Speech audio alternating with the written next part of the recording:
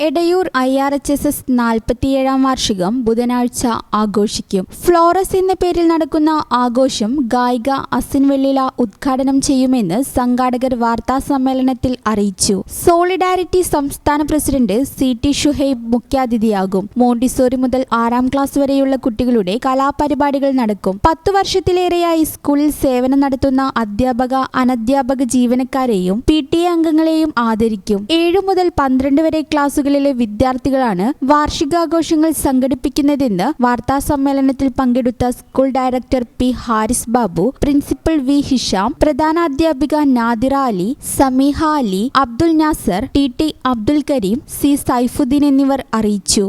ഈ channel news Valanchery.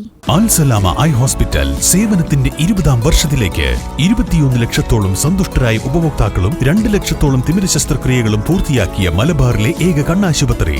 ലോകോത്തര നിലവാരമുള്ള ചികിത്സാ സംവിധാനങ്ങൾ, തിമിര ശസ്ത്രക്രിയ, ഗ്ലൂക്കോമ, റെറ്റിന വിഭാഗം, കോർണിയ, ലേസർ ചികിത്സാ വിഭാഗം, contact lens clinic, optical, pharmacy, lab തുടങ്ങി നൂതന സാങ്കേതിക വിദ്യ ഒരുക്കിയുള്ള എല്ലാ നേത്രരോഗ ചികിത്സാ സൗകര്യങ്ങളും വിദഗ്ധരായ ഡോക്ടർമാരുടെ മേൽനോട്ടത്തിൽ. Al Salama hospital road, Perinthalmanna.